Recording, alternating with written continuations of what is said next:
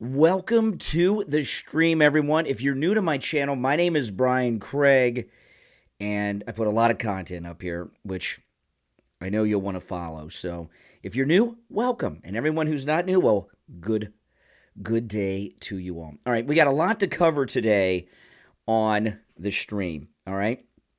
Got a lot of topics we're going to cover, but the first thing I want to talk about is Daniel Penny. He's the Marine who was arrested yesterday over the subway incident with Jordan Neely. And this is a very important story. I'm going to go through some details here. We're going to look into the background of what happened. We're going to talk about Jordan Neely and his background. You know, basically what's happened in New York City is you have the wild, wild west. It's a place that's in many ways and places, it's lawless. And it's lawless for a number of reasons, but one of them, you've got this Bragg Soros, up there. We had George Soros about 15 years ago, 10, 15 years ago. And by the way, Soros is the biggest Democrat donor overall. He started backing state's attorneys, prosecutors, district attorneys around America. And now here we are a decade and a half later, and there's this massive crime wave going on, and in the cities where he backed the district attorneys, and one of them is New York City. And it used to be back in the days of the wild, wild west and the American frontier where there was no law and lawmen, back east was peaceful. Well, now the west and the east are both lawless. And what the liberals have decided is if you're in New York City, you probably take public transportation. I know some people Uber and Lyft, but not everyone can afford. That gets expensive.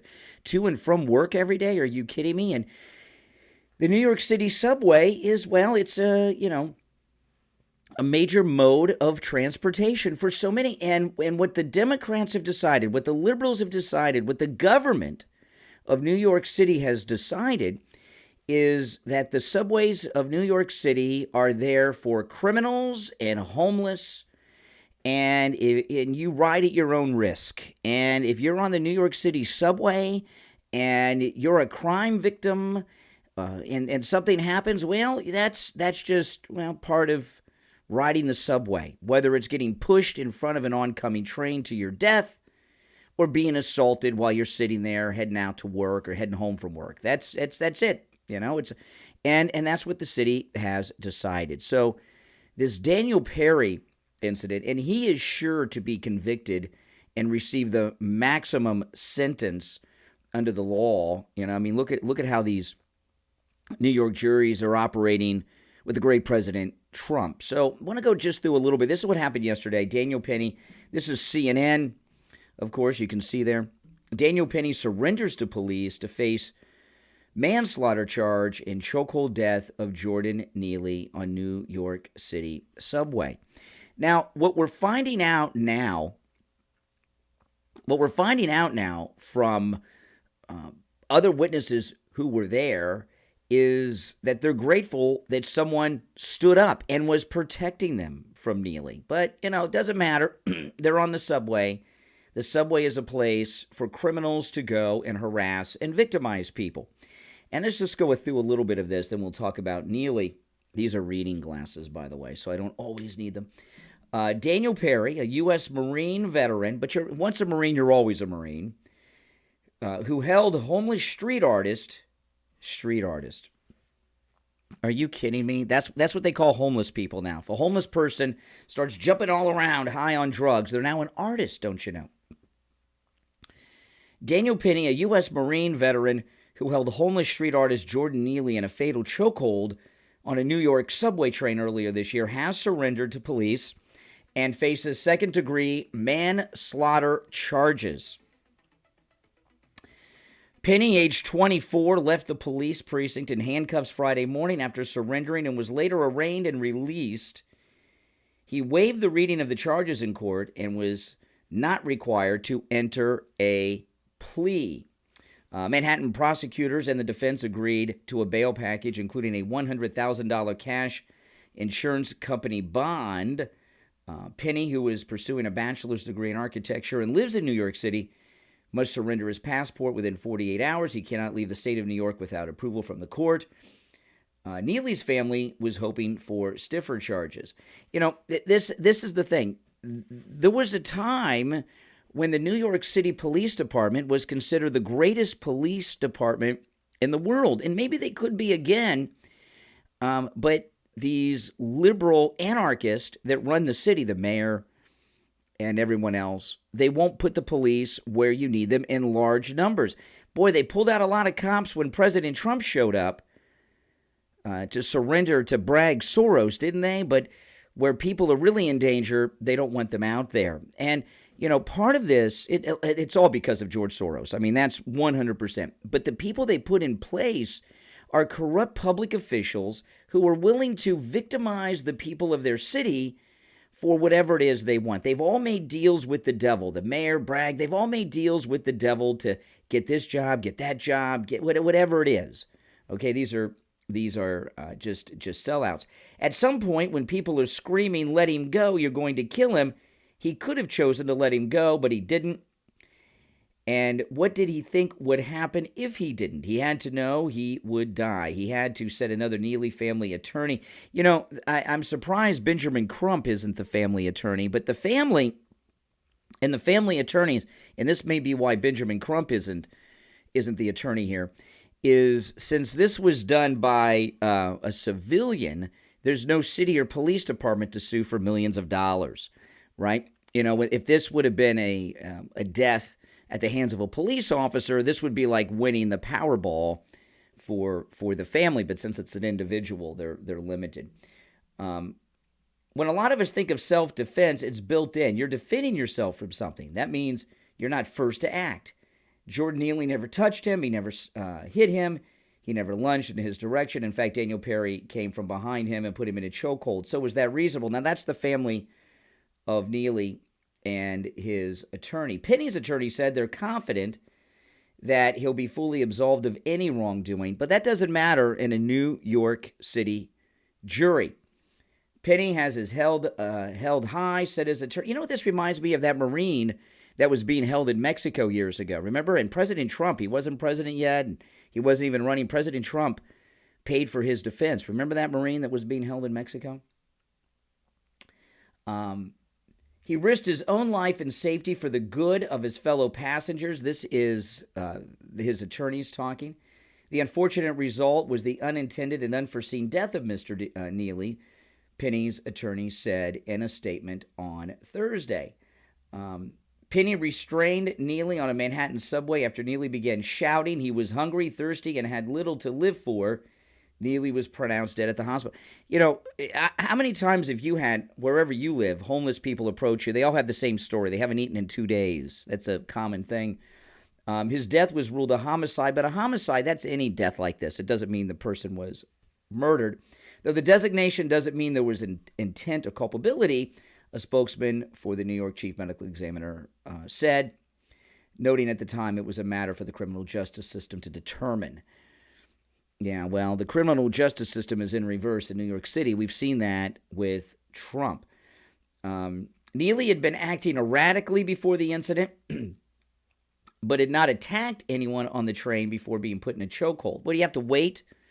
You have to wait until someone's hurt? Now, let me ask you, if Neely would have slapped a woman and before this happened, would that change the result that we're seeing right now? I don't think so. I don't think so. And I'll tell you another thing. If Neely was white and Penny was black, do you think there'd be an arrest in this case? Probably not. And there's a lot of other details here, which I think most of us know. But when you're in a lawless place and there are criminals running amok doing all kinds of crazy things, sometimes you got, citizens are forced to stand up and do what the government will not do, and that is protect the citizens. The government has a very small list of things that they're required to do. And first, the purpose of a government, in particular a city government, The first thing that a city government's duty is to before they do anything else, before roads, schools, anything else, what a city's number one mandate is to keep the law-abiding citizens safe, right?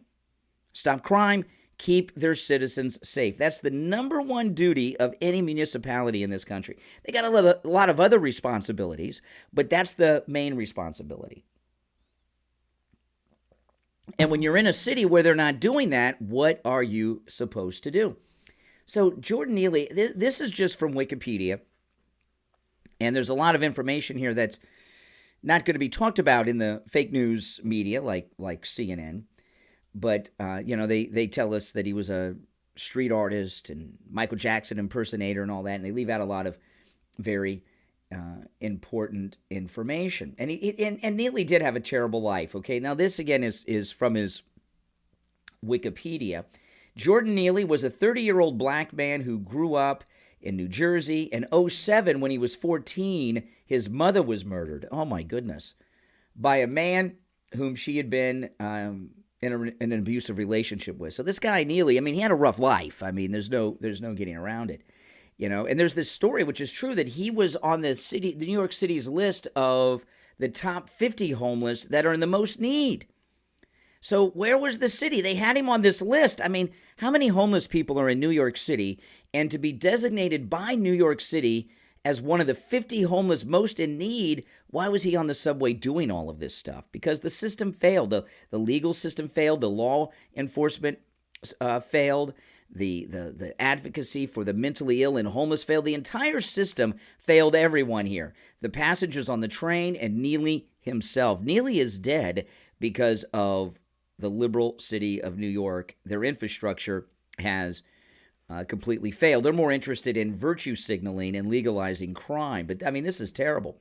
His mother's body was found in a suitcase on the side of the Henry Hudson Parkway. Neely was called to testify at the trial. According to his aunt, he developed depression, schizophrenia, and post-traumatic stress disorder after the murder of his mother. Neely was placed in foster care. I mean, that's just a sad story.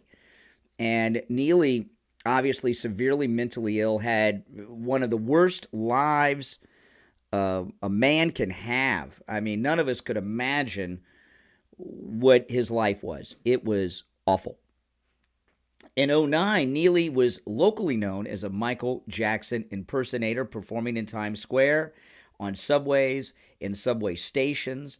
He was reputed to be a talented dancer. I'm reading from the Wikipedia entry on this whole incident, all right? Neely was frequently homeless. He had been a client of the Bowery Residence Committee, which attempted to find him permanent shelter. At the time of his death, Jordan Neely was on the top 50 roster list maintained by New York City of homeless individuals most in need of assistance and treatment. And that's what I was just telling you about a minute ago. I mean, what the hell? I mean, if they can't take care of what about the other 49 on that list of top 50? Where are they? Whatever liberals run is a failure. Can anyone tell me something liberals run that is not a failure, where things are good, where things are safe? It's a roster maintained by New York City of the homeless individuals most in need of assistance and treatment. Specialized outreach teams had contacted him hundreds of times. When someone is this mentally ill, contacting them doesn't, you got to pick them up and institutionalize them, all right? But liberals won't let you do that. Specialized outreach teams had contacted him hundreds of times, and he was treated by one of the city-funded intensive mobile treatment teams. According to one outreach worker, Neely heavily used marijuana. And what is synthetic marijuana K2? I'm not a pothead. I don't know. Synthetic marijuana K2, that sounds like heavy-duty stuff. I mean, so where the hell is the city and their responsibility and protecting someone from themselves as well as the citizens? I mean, it's a sad story. Yeah, I feel bad for Neely. The city of New York is corrupt, it's incompetent, and they killed Neely. According to a police officer, Neely had been arrested 42 times by the NYPD. Can you imagine? I haven't been arrested once, and I imagine most people watching this stream have not been arrested one time either.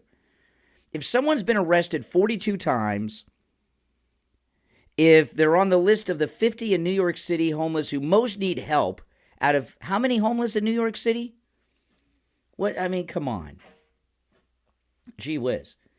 According to police, Neely had been arrested 42 times by the NYPD. Many of the arrests were for minor violations, but 3 were for unprovoked assaults on women in the New York City subway. Oh, here we go. In 2015, Neely pled guilty to child endangerment after dragging a 7-year-old girl down the street. Oh, my goodness. How are you free after you've done that? He was sentenced to 4 months in assault of a 67-year-old woman whom he punched as she exited a train station in November 2021. So we've got the abuse of a youth, we've got abuse of a senior citizen, yet he's still free. Are you kidding me? The 67-year-old woman that he punched as she exited the train station in November 2021, he broke her nose and fractured an orbital bone. Under the terms of the program, Neely was to live in a treatment facility in the Bronx. He had a warrant issued for his arrest after he missed a court date. The family that's saying, no justice, no peace and all this stuff, where the hell have they been all these years? Who is this family? And where were they when Neely needed help? How many of you have had people in your family that need help and you help them? I don't mean just mental health. I mean any kind of help. Maybe they need gas money. Maybe they need a place to live. Who knows? Maybe they're sick and have some illness. Mental illness is an illness like any other. If you had somebody in your family in need and they're running, would you let them run amok? Now all of a sudden the family cares. Let's see, where was I? He had a warrant issued for his arrest after he missed a court date to update a judge on the progress and abandoned the treatment facility 13 days after he started the program. In March 2023, he was spotted and taken to a homeless shelter by an outreach worker who described him as calm and subdued. His last interaction with law enforcement was April 9th, 2023. Outreach workers called police after witnessing Neely urinating inside a subway car, and he was ejected from the train. Well, what about the warrant? Why didn't they arrest him then, since he had this warrant for breaking the nose of this elderly woman?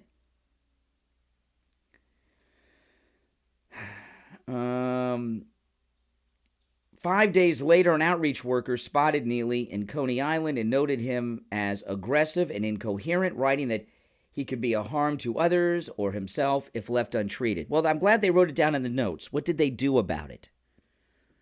This is some sick stuff, guys. I mean, we are really in a really sad, sick, and twisted time. And if this guy, if Neely's family, if Neely's outreach coordinator, I mean, he was so well known. I want guys think about this. Neely was so well known to the homeless advocates. They were all seeing him on the street all the time. You could have a family of 6 in New York City every day, and they'll never see each other wandering on the streets. That's how big it is. Yet Neely made such a spectacle of himself, was so dangerous, not just to himself, but to citizens, that these homeless advocates all over the place were recognizing him all the time. I mean, are you guys kidding me? And they're blaming the Marine. The Marine is the first man in years, the first person in years who stood up to try to stop him. All these advocates that they have, all these liberal do-gooders, virtue signalers in New York and criminal advocates, all they did was take note. They did nothing, including the police. This is pretty outrageous stuff. And I know that this poor Marine is done in New York. You cannot get a fair trial in New York in an instance like this. In fact, the whole court system, the whole legal system, New York really, when Trump comes in for his second term, The city of New York, their entire law enforcement and legal system should be taken over by the federal government until it's put back into working order. Because this is outrageous. Now, Mother's Day is tomorrow. It's too late to do your shopping for Mother's Day. But, Father's Day is 1 month after Mother's Day. And there's no better gift for Dad on his day than a lot of these great items from MyPillow.com. And with my promo code KANE, K-A-N-E, there are incredible deals. One of my favorites, of course, you've heard me talk about this. We have this, the MyPillow Mattress Topper 2.0, and this is the 3-inch Mattress Topper 2.0. It's a major upgrade on the original MyPillow Mattress Topper. It has the cooling technology that also comes in the pillows, which are buy one, get one free. My wife and I, we both sleep on the MyPillow 2.0 with cooling technology. Your head and face will be the perfect temperature, just like Goldilocks, all night. And with my promo code KANE, you, in fact, can save up to 80% off at MyPillow.com. There's so many great things here, and you can take advantage of all these specials with my promo code KANE at checkout. Now, this is one of my favorites. My wife and I each have one of these. I have the white. My wife has the white one, and I have the gray one, the MyPillow bathrobes. Now, there's a closeout sale going on both the lightweight and heavyweight, just $59.98. This is a massive discount during this closeout sale, and these make great gifts for Dad on his day. So go to MyPillow.com, get Dad a gift that he will love. A great Mike Lindell MyPillow bathrobe, just $59.98 with my promo code KANE at checkout, K-A-N-E. All right, guys? And when you do that, of course, you're supporting all of the content that I bring to you, okay? And that's a good thing because I want you to support all my content. That includes my YouTube channel, my podcast, and, of course, the radio show and everything else. So the Trump town hall has just totally flipped out these liberals. And Rick Wilson of the Lincoln Project, he did this video the other day, which I'm going to play for you. I played this on the radio yesterday, but because it was on the radio, I had to bleep out the language, which I don't have to do online. And then he did an update today. And, the thing about this is people that suffer from Trump derangement syndrome, especially the Republicans, they're deranged. They're deranged. And their anger of President Trump is so off the scale, it probably can no longer be measured. So here was Rick's video that he made during the commercial break for the incredible CNN town hall where President Trump just destroyed CNN. We're in a break now from the presidential town hall with CNN, Caitlin Collins, and whatever the fuck they thought they were going to get out of this, they instead have set a match to democracy once again. You are letting an insane person stand there and make people giggle and laugh when he jokes about rape. You make people giggle and laugh when he jokes about abortion, when he calls an African-American police officer a thug. This insanity should be pulled off the fucking air. Chris Licht, you should be ashamed of yourself. This is astoundingly bad for the brand of CNN. It's astoundingly bad for the country. And it's astoundingly bad, honestly, folks, for every other Republican candidate in the primaries. Wrap that shit up. It's done. You saw this tonight. You know you can't beat him on the stage. Everybody else, oars up. Time to go to work because he's going to be the nominee. This shit is unfucking believable. I've never seen anything like it. It is a disaster of the highest fucking degree. Oh my goodness. Class act there with the language. And yeah. So, this is an interesting thing because the meltdown of the left, and they took that break like 20, 25 minutes into the town hall. What you've noticed from all of them is they've admitted he's going to be the nominee, and they're all admitting that he's going to be the nominee. Which means that DeSantis was their hope.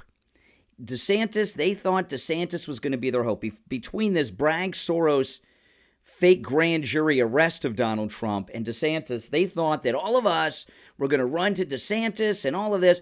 And notice all of them are telling us that he is going to be the nominee. And that is, and what has them really flipped out about that is that they've come to realize that no matter what they do, he can't be stopped.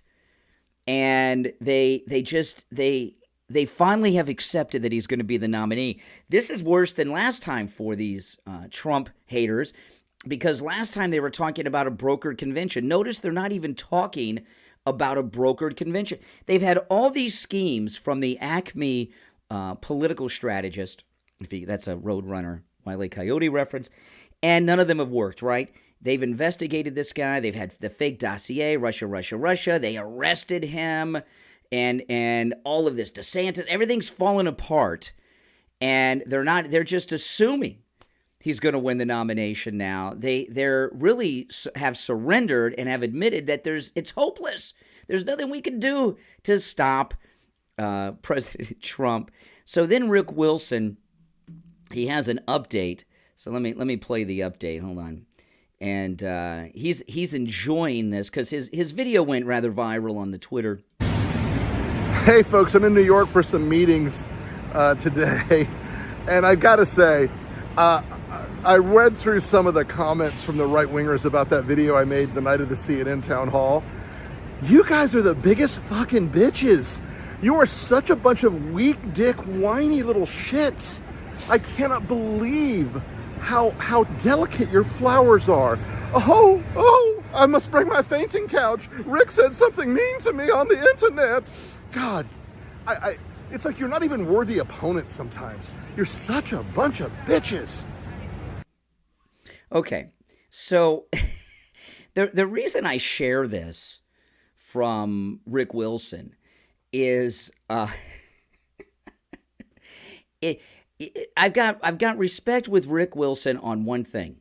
He's one of the few Trump derangement syndrome sufferers who's completely honest, right? I mean, this is just pure rage and hatred towards President Trump.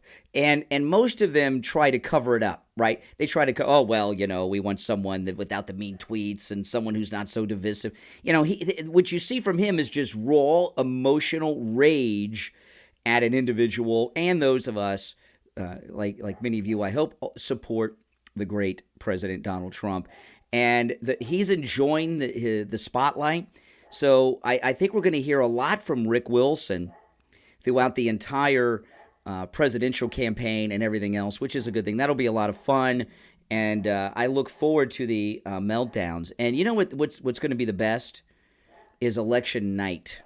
Election night, when President Trump is reelected to a second non-consecutive term, and boom, it's going to be worse than when he beat Hillary and we had all those crying women at the Javits Center. It's going to be even better than that one. But I'm loving this stuff. So over at the Coven of the View, they just can't handle it. And Sonny Hostin, they all hate Trump. And the Trump derangement syndrome over here at the Coven of the View has gotten so bad that in this clip, I love this clip, because Sonny Hostin, she attacks the other ladies of the View during the discussion. That's my dog Nina in the background. It's Saturday, so a lot of people are walking their dogs. By the way, let me know in the chat, yes or no. You're going to watch the Trump rally tonight in Des Moines, Iowa? Oh, that's going to be a beautiful one.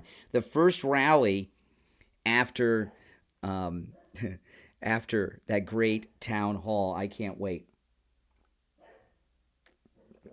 Anybody know the name of this individual on my coffee cup, by the way? I know some of you guys do. Okay, so here is Sonny Hostin on The View, and what she's responding to is Anderson Cooper telling people not to watch CNN anymore, and she's really upset at Anderson Cooper. So Sonny Hostin, she's not just attacking Trump and those of us who love and support this great president. She's attacking all her liberal friends. She's attacking Anderson Cooper at CNN, and she goes on and attacks the women of The View, too. I think that you don't give a bigot and a racist and a misogynist and a liar and a cheater. A cheater They've never had Bill Clinton on CNN, a killer. They've never interviewed a killer. Of course they have. They've had murderers and terrorists and everything else on CNN, right? I think that you don't give a bigot and a racist and a misogynist and a liar and a cheater and a sexual abuser and a defamer a platform of 3 million people. And I'm saddened. I used to work for CNN for quite some time. Anderson Cooper has been my friend for over 20 years. And I'm saddened that he tried to gaslight me yesterday by saying that people are in silos. People aren't living in a silo. They are choosing to listen to the lies or not. 46.9% of people voted for Trump in 2020, but he lost the popular vote by over 7 million people. Okay. The popular votes, we don't elect by the popular vote. That's why we have the Electoral College. And Bill Clinton received less than 40% of the vote in his first election because it was a three-way race. But, you know, Sonny Hostin, all that college education and law school, I guess she's forgotten all that stuff. We know who this man is. We learned who this man is, and we did not need to see what we saw. I think that town hall will be studied in journalism schools around the country as to what not to do. Oh, my goodness. It was not fact. Wait, for not to have Trump on or not to have some uninformed little girl on with no experience? What will that be an instructional to do? What not to do. It was not fact-checked appropriately. I don't believe, again, She tried, yeah. the girl tried. Let's Is give her not some good credit here. enough in that can't type keep of up with situation. 9 lies in a Can I just sentence. not be interrupted for a second? Oh, my goodness. See, remember, I love it. Remember when President Trump used to say in the first campaign, say whatever you want about Democrats, but they always stick together. Now they're eating their own. She went on this rant attacking Anderson Cooper, and now she's attacking her fellow Coven members here on The View. I love it. The girl tried. Let's give her some good enough in that can't type keep of up with 9 situation. lies in a Can I just sentence. not be interrupted for a second? She didn't have the range. He agreed to the interview because he knew he could steamroll her. That's not fair. Jake Tapper Would have done it anyway. would have done a better job. And I will tell you that, remember, Trump walked out of a 60 Minutes interview with Leslie Stahl because she was fact-checking him Not in true. real I time got that. every single time. It's time for some real introspection at CNN, because I often thought, like Judge Brandeis, the Supreme Court Justice actually Brandeis, that sunlight is said to be the best of disinfectants. This time, But that's what this is. No, CNN went with Les Moonves. This was a business decision. Les Moonves said this was awful for the country, but it was It was a business decision. So I guess Sonny Hostin, she's on The View for free, right? She doesn't get paid. good for CBS. This was awful for the country. CBS. It was awful for the country, but congratulations, CNN, for making a little bit of money on the backs of our democracy. Respect. Oh, well, excuse me. Now, making money is a bad thing over there on The View. But I know these people are out of their minds. So anyway, she said that President Trump walked out of a Leslie Stahl interview because Leslie Stahl is so good. So I pulled this up, and this is it was an outtake, but they ran with it. He's never been asked a question that's hard. Okay, but forget Hold on, him. guys. No, but you start with me. Okay, hold on a second. This is the interview. So I pulled. He's never been asked. Oh, hold on. Okay, so I pulled up the interview. This is the end of the interview. Now, this is I do remember the Leslie Stahl interview with President Trump. Now, keep in mind, at the time, he was in his first term, so he's got a whole nation to run. So he's running the nation. He's running the free world. You know, the COVID was still going on, and he's running a campaign. He didn't run out of it. She said that he ran out at the end of the interview because Leslie Stahl was so good. Here's the part she's talking about. And he filleted Leslie Stahl in that interview. I remember it well. He's never been asked a question that's hard. Okay, but forget him for a minute. No, but you You're start with president. me. You're president. and- Excuse me, Leslie, you started with me. Your first statement was, "Are you ready for tough questions?" I do. That's no way to talk. No way to talk. Leslie, one second. This is the first warning. I think we have 5 minutes until we have the vice president step in. Is that about right? Well, I think we have enough. We have enough of So I that. think we're ready for the vice president now. I think we have enough of an interview here. Okay, that's enough. Let's go. See, he's not running out of the interview. What he's doing is he's like, enough. I'm not going to give her any more. You know, I'm annoyed with her. That's not running out of the interview. And by the way, he filleted her. I remember that interview. We're ready for the vice president now. I think we have enough of an interview here. Okay, that's enough. Let's go.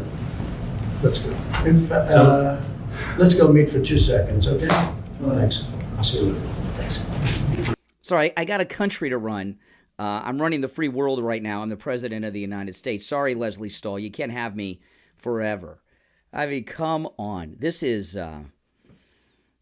too much. I love it. I love it. You know, I love Trump. I know most of you that are watching the stream love Trump as much as I do, if that's possible. I don't know if someone could love Trump as more than I do, maybe equally.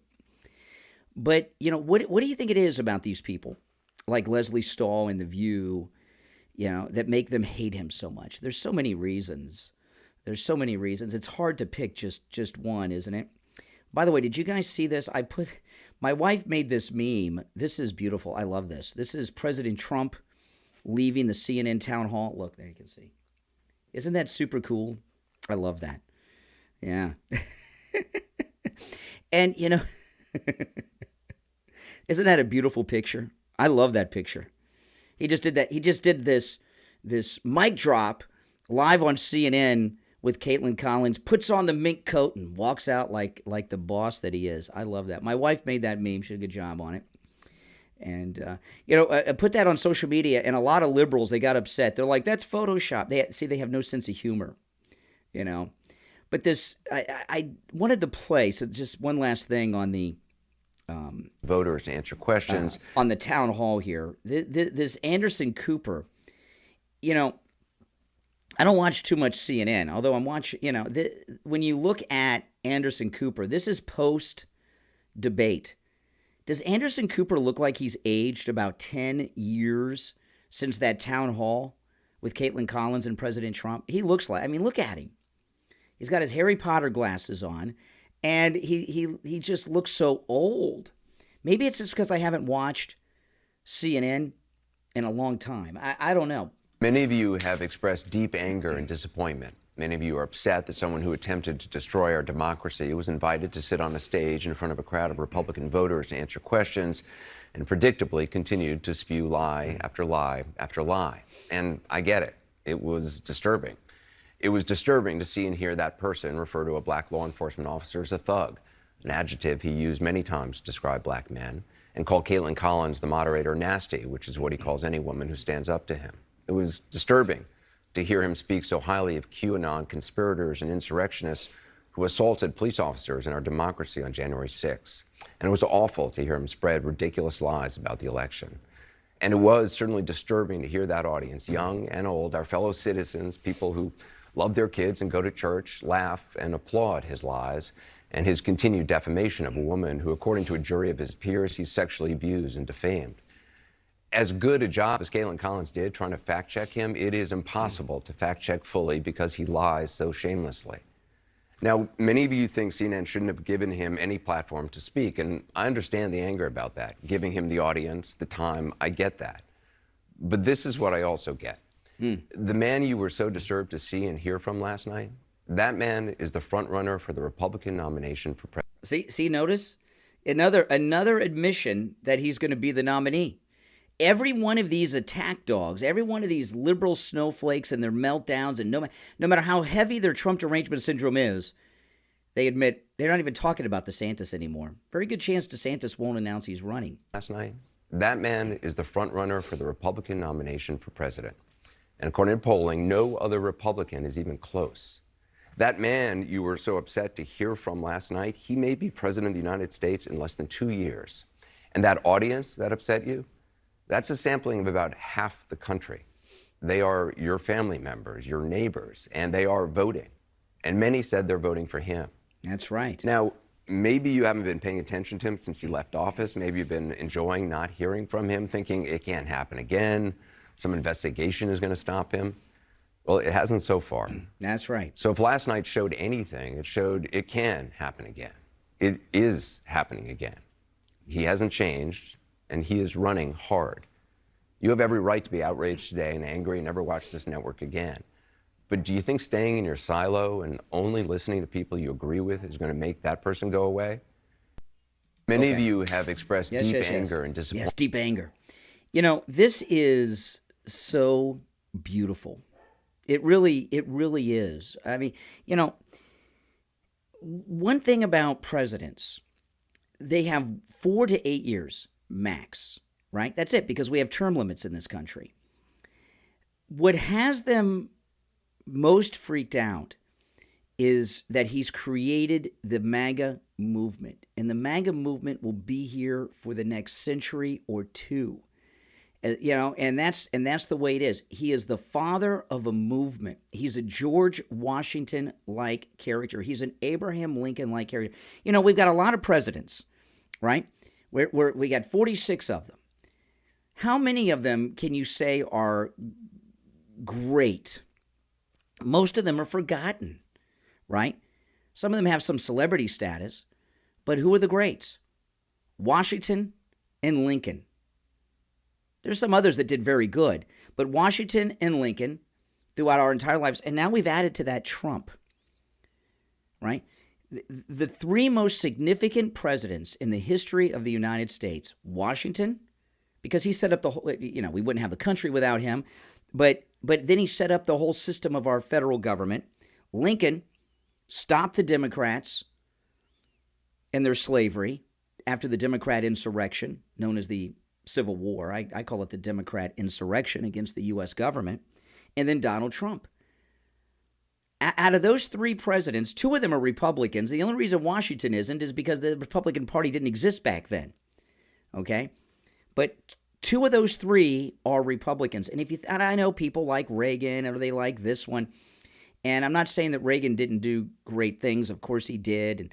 But most of the other ones are forgotten. Someone might say Kennedy. If Kennedy had not been assassinated, he would go down on the list of mediocres and forgotten too, okay? So that's just the way it is. And they understand this. But Washington, Lincoln in particular, Lincoln and Trump have the most in common. Because, Lincoln was the first Republican president. And look at what the liberals did. Look what the Democrats did. When Lincoln was elected, the Democrat states left the Union, tried to form their own country, and launched a 4-year-long insurrection against the United States government because a Republican they didn't like got elected. And here we have President Trump being elected, and the Democrats are doing what they're doing in a little bit different of a way, but they're still doing what it is that Democrats do. And that it's another little type of insurrection. It's not a violent insurrection. They use other more sophisticated tools like the internet and cable news and things like that to carry it out, but their reaction is very, very similar. Now, by the way, if you're new to my channel, my name's Brian Craig. You'll love my content. Right now I'm in my home studio, but I stream live on the radio. I broadcast on 6 radio stations every weekday morning, 5 FM, 1 AM station. I live stream when I'm on the radio. I also have a podcast with my wife, Kathy, that I upload here on my channel, and I am the most pro-Donald Trump content you will find anywhere. I will never disagree or criticize President Trump ever. Not that he's done something I disagree with or would like to criticize, and I hold it a secret from you. He's never done anything wrong in my book. No, never. So, Title 42, they're letting all these migrants in. So where are they taking them? Well, they're taking them to liberal cities, and one of them is Chicago. And there's a big media cover-up. There's a lot of outrage from the residents of Chicago, in particular the black residents of Chicago, and they got good reason to be upset. A lot of people point out. I'm going to play you a little bit of a press conference here. These are African-American residents of Chicago upset about the illegals being shipped to Chicago. The illegals that come here with their children, they have it's basically a retirement for them, right? They get their EBT cards, they get their Section 8 housing, They get a free education for their children, not just in the public school, but all the way through college and even graduate school in many instances. And these are things that Americans work hard for. Now, in Chicago, and they get free cell phones. I mean, how much is your cell phone bill every month? I got to have the best phone and the best package I can because I live stream on my iPhone and everything so much. Cell phone bills are expensive, but if you jump the border, you get that for free. The Obama phones, right? They're still around, and they get so they get a whole free life. And now these residents here that you're gonna hear from, they're Democrats, they're liberals all, but black liberals get really ticked off at the illegals, and the reason they do is because black liberals support reparations, right? There's a lot of talk in California, and you'll hear. They won't say reparations here. I don't remember. I don't think they say reparations here, but they're talking about what they should be getting. Liberal African Americans believe that the United States government owes them reparations for slavery, okay? And they get really pissed off because the illegals who have nothing to do with this country, they come here and they're getting their reparations, right? And this really ticks them off. So these are the Chicago Democrats, and they're talking about Biden shipping the illegals from the southern border to Chicago. All these resources that have not come to us, now you want to overly compensate for people who never lived here before, and we need to be taken care of first and foremost before anything else happens here. Why would any leader put our black communities already riddled with crime at further risk by placing unvetted non-taxpayers steps away from our seniors, our children, and our homes we've worked so hard on our own to secure? We are at war, people. Our communities are at war. They are violating our communities, and we asking that we across the country, and we asking and we're demanding for office of Black America, or whatever you want to call it, to deal with issues like this. That's right. I did get placed on a wait list, but I was told that the immigrants were taking priority. See, that's a story that a lot of people don't know, and it hurt me. I'm like, oh, wait a minute. I understand we need to be humanitarian, but these people my participants are third and fourth generation Chicagoans. Born, bred, fed, and raised here. My grandmother, Mayrella Carrington, rest in peace, always said, Craig, charity starts at home first, and then it go abroad. Politically, having over 500 people in our community would completely wipe out any interest we have. Many of these migrants have been dumped in our neighborhoods without a plan in place to monitor and house them long term. I'm not selling nothing. And I keep telling people, you don't have to move. If you sell, they going to come in. If we don't sell, we got to stand strong and go. That's right. We're just getting started. Okay. I mean, that's absolutely amazing. Yeah, they're Democrats, but you know what? These are a group of Democrats who are right about a lot of things, right? I mean, wouldn't you agree? I think you would agree. And I don't agree. I saw somebody... I saw somebody said, well, they vote Democrat, they got what they paid for. I would not agree with that. I mean, what options do they have? There was one article I meant to share earlier that I want to share with you now when I was talking about New York, and I forgot about this. But I want to share it with you now. Neely, who's the homeless guy, that we were, on the subway. The guy had been arrested 42 times. He should not have been free. He assaulted a child, a 7-year-old baby. He dragged. He broke the nose of a senior citizen female, and he was free. He was free, even though he was on that list of 50. What gets a homeless person arrested in New York City? What does someone who's a danger to the people of New York have to do if they're homeless to get arrested? That's disrespect the gays. Look at this. Look at this story. This is in the New York Post. Suspect who defecated on a pride flag at a New York City eatery has been charged with a hate crime. A man who allegedly defecated on a pride flag at a Manhattan, what is a tapas bar? Tapas. What is a tapas bar? I have no idea. Can someone tell me? I'm sorry. I don't know what a tapas bar is. Is that? I have no idea. A man who allegedly defecated on a pride flag at a Manhattan tapas bar and then drew a smiley face in the disgusting pile has been arrested and slapped with hate crime charges, cops said on Wednesday. Fred Innocent is his name, and he's guilty as the day is long because he disrespected the pride flag. Could you imagine? If he defecated on an American flag, would he have been arrested and charged with anything? I don't think so. It's that pride flag that did it. Fred Innocent, age 45, allegedly relieved himself on a pride flag outside Busio 95's dining shed at West 95th Street and Amsterdam Avenue around 10 a.m. on April 15th, according to authorities. Oh, it said no beer taps. Who wants to? Oh, they only serve bottles. Okay. I bet they got the Bud Light. I bet they got the Bud Light in there. The alleged defecator then took another nearby pride flag and used it to wipe his backside. A stomach-churning video shows, which I will not be showing. Innocent was charged with burglary and criminal trespass connected to the crime. Workers at the eatery, many of whom identify as largely LGBTQ+, were horrified by the gross incident. Well, you don't have to be LGBTQ+ or an ally to be horrified. I'm disgusted by it myself, and I know you guys are. Obviously, we thought it was disgusting, said the owner. It was sad. It was disgusting. That's the owner talking.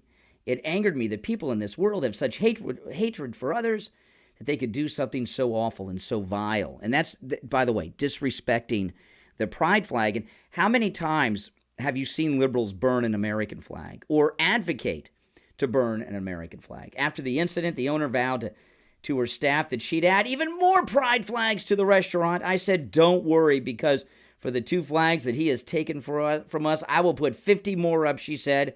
I'll wallpaper the whole restaurant with it. Now, let me know, yes or no, if he had done that very same thing on the American flag, do you think he would have been arrested? Or would it have been considered a sign of protest, a political statement? I don't think he would have been arrested if it was an American flag. Because it was a pride flag, it is a hate crime. I mean, that's how they operate. But, you know, the liberals that have legalized crime have just lost their freaking minds. You know, one of my favorite news websites that I go to multiple times a day is thegatewaypundit.com. You guys know thegatewaypundit.com? Gatewaypundit.com is awesome. Look at this. Backwards thinking. Democrat cities are suing Kia and Hyundai. It's the same company, Kia and Hyundai, for making cars that are too easy to steal. That's crazy. You know, I have 2 Kia cars in my family. My car's a Kia. My daughter in California, her car is a Kia. And I actually, even though there's 3 hours time difference, you know, I texted my daughter this morning. She texted me back. Kia is updating the security system on Kia cars to make them more difficult to steal.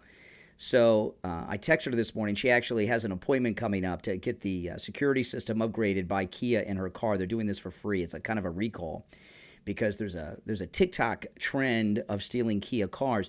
So these Democrat cities are blaming Kia and Hyundai for making cars that are too easy to steal. I mean, in theory, you should be able to leave the keys in your car and your car unlocked and assume it's not going to be stolen. But, you know, I know none of us do that, but it's bizarre. Several Democrat cities across the United States that have defunded their police departments are suing Kia and Hyundai due to manufacturing cars that are easily stolen. The city of Baltimore. Is Nick from Baltimore in here today? What about Barbara from Baltimore? You guys in there today? The city of Baltimore has sued both Hyundai and Kia in federal court for producing cars that lack anti-theft technology. In the lawsuit, the city of Baltimore is blaming Kia and Hyundai vehicles for making up 40% of car thefts in the city. Back in March, the city of Milwaukee sued Kia and Hyundai for creating nuisance levels of automobile theft. Well, what about the auto thieves? Where's their responsibility in actually stealing the cars? Let's see here. This is WBAL-TV. Baltimore City is suing Honda and Kia in federal court for actions the city says are fueling a vehicular crime wave. The lawsuit claims the business decision by the automakers to not equip vehicles with anti-theft technology is behind the city's massive spike in car theft. Maybe it's defunding the police and legalizing crime. The increased carjackings of Kia and Hyundai vehicles spiked after a viral TikTok challenge showed people how to use a USB cable to steal a newer model of Kia or Hyundai, which, of course, I'm not going to show any of that. To liberals, what's crazy about that story? To liberals, that story makes sense to them, right? That story makes perfect sense to them. Now, listen, if you're new to my channel, make sure you subscribe. And everyone who's watching, do me the favor of liking the video. When you guys like the video, it helps spread the word about my channel. And I know I'm going to be watching the Trump rally tonight. I know you guys will be watching the Trump rally tonight. And this is a very, very important rally. This is the first rally. Thank you so much for the super chat. I'm not sure how to pronounce your name. Is it Chilzan or Chelzan? Thank you very much. Don't have the money to send often, but finally working again after 3 years. Well, listen, don't feel obligated to send super chats, okay? No person is more deserving than Brian. Well, thank you so much. I watch every morning. Well, thank you so much, and I'm glad you found some work in the Biden economy. Congratulations to you. Thanks for the super chat there. The rally tonight, this is going to be a big test for Fox News Channel. Fox News Channel, their ratings have tanked. You guys know this. Their ratings have tanked. And see, Chelsea, you're down there in the scroll now because you're the most recent super chat. See, you got your name down there. Isn't that cool? Fox News is hemorrhaging viewers. And I'm in a Fox-free home, I'm proud to say. And I hope you guys are in a Fox-free home. And I know people like Greg Gutfeld's show at night. And there's some people there that I like a little bit. But we've got to send the message. We've got to send the message to Fox. Now, Fox is very, very desperate. Do you think that Fox News Channel is so desperate for viewers that they'll actually carry a live Trump rally tonight? Think about it. You think they will? We'll find out later. I don't know if they're that desperate yet. You know who's really pissed off at Fox are the on-air talent. The on-air talent who have half the viewers that they had a couple weeks ago because of the firing of Tucker Carlson. That's got to hurt them. It really does. And there's no way that these Fox people like Sean Hannity and others, when they're out and about, people aren't sharing their feelings about Tucker Carlson. You know what I mean? So the air staff have got to really be upset. And the question is, do they care in the management at Fox News about the ratings? Are they fine being in third place, which they were on the night of President Trump's great town hall meeting? Are they comfortable with that? Is that their new future? The new normal is to be in third place? Or do they want to regain viewers? And if they want to regain viewers, they're going to start pulling stunts. And one of those stunts may very well be airing the Trump rallies. Now, they have put the Trump rallies on Fox Nation. I had the Fox Nation app, and after the firing of Tucker, we've unsubscribed and canceled it. Okay, we were paying monthly, not yearly. So it was easy to do, and I hope you guys have not forgotten to do. Don't just delete the app. You got to cancel the subscription, too. You can delete it off your devices and still get charged. You don't want to give them that. But they've put the rallies up there for a long, long time to try to trick people into getting the app. But it's hard to say. I don't want to make because it's too soon. Who knows? But I'm sure there's been discussion about it. But my guess would be they don't feel desperate enough yet. You know, they don't think very highly of MAGA people. And my wife says she's in there as me in the chat room. You're on my account, Kathy. She says Fox is airing it. So is Fox? Let me know before I sign off. Has Fox said they will air it, or you're predicting that Fox News will air it? Which is it? Even if they air the Trump rally, do not watch it on Fox News Channel. I mean, I'm not. Do not watch it on Fox News Channel. The message has to be sent. They're airing it, Trump said. Oh, my goodness. Well, I'm glad we got that over before the stream. So Fox News is feeling the pressure. If they do as Trump says, and they're airing his rally tonight, that means they're in desperation mode, right? They're like, Fox is so desperate. They're like that Argentinian soccer team that crashed in the mountains in the 70s, and then after they had no food, so they started eating each other. That's where they are right now. Don't fall for it. Don't go and watch the rally on Fox News. I'm going to flip between Newsmax and Right Side Broadcasting myself, because I want to support both of them, and I like Newsmax a lot. I like Right Side Broadcasting a lot, so I'm going to watch it on both of them.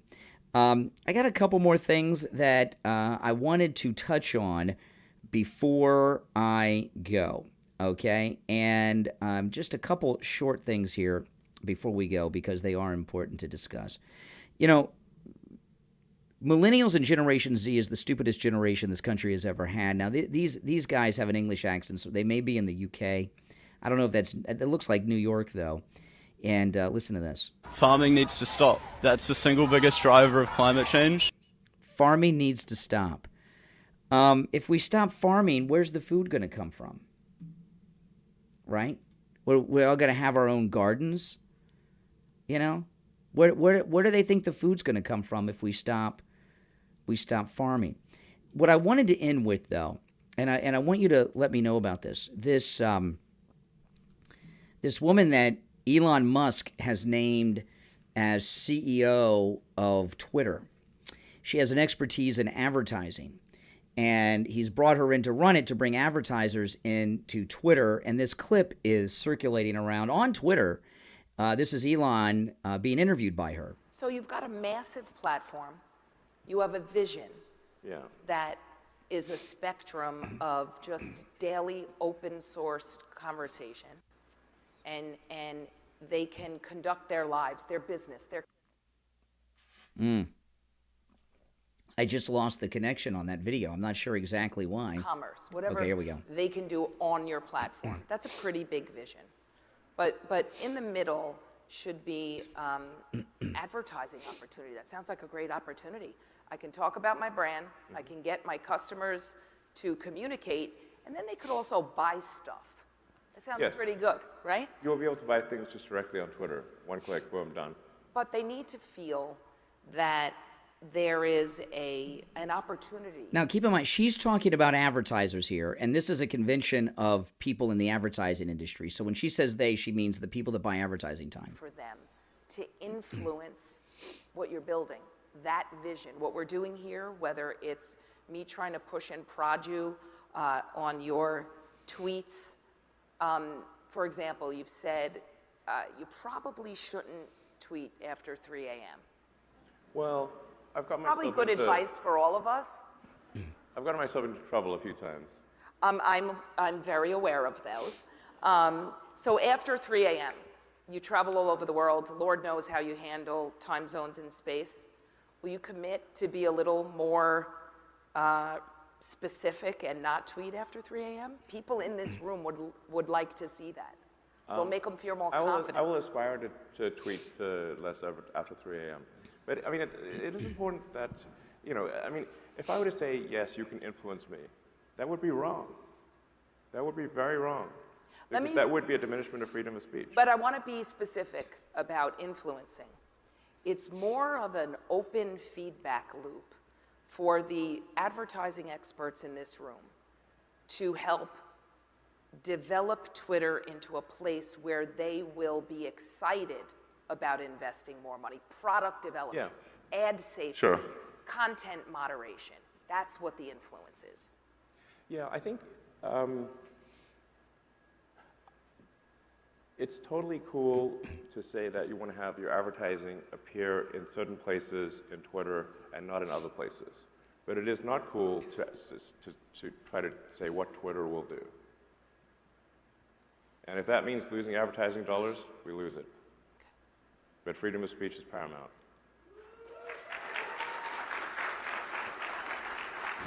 So Twitter 1.0 had a very well-populated, much-loved influence council. I know I don't, I think we need to change the name. Elon does not want to be influenced.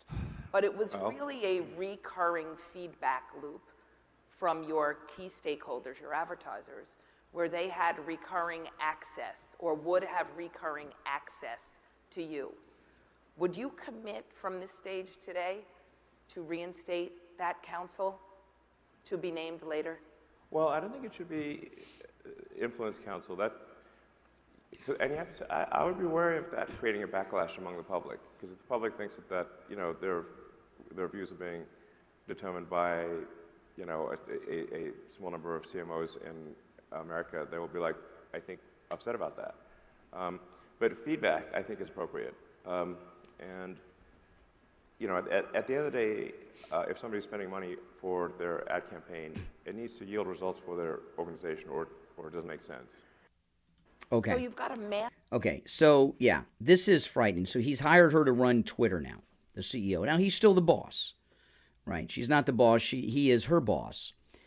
But the powers that be want Twitter not to be what it is under Elon Musk as we approach this election season. We know that, right? They use Twitter to control the narrative. And if you notice, everything out of her mouth is about controlling content and speech. Controlling content, controlling speech. She even wants to control what time he tweets. Now, the reason he hired her is because she has the contact with the big international agencies to get advertising on Twitter. That's why he hired her. But was it a wise decision? She seems pretty scary. And what she's going to do, she's a power-hungry control freak. There's no doubt about it. Yeah, I mean, that's just what it is. A power-hungry control freak. And she's going to go to Elon. She's going to go to Elon Musk on a number of occasions with very big ad buys. And she's going to come to him and say, I've got a $50 million deal I'm about to sign. And she's going to do this many times. And they're ready to spend $50 million advertising on Twitter, but they're asking that we limit this. We're asking that we control this. They're asking that you put back in the influencer moderation panel.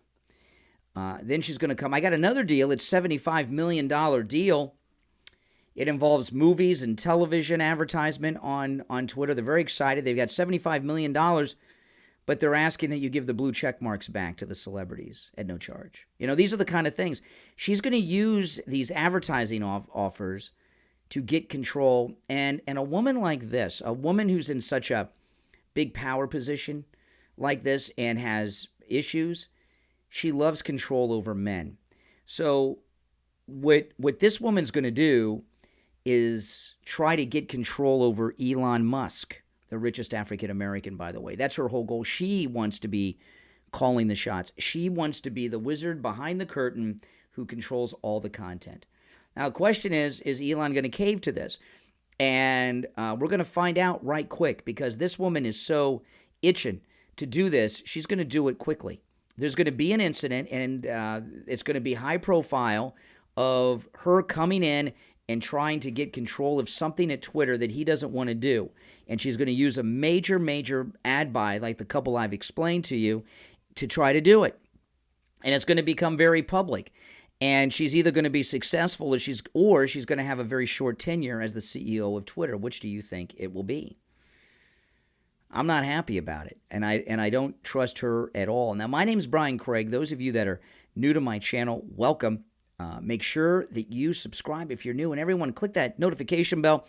I do live stream very regularly during the week, but at other times I put up content and live stream when you don't even expect it, like this morning, right?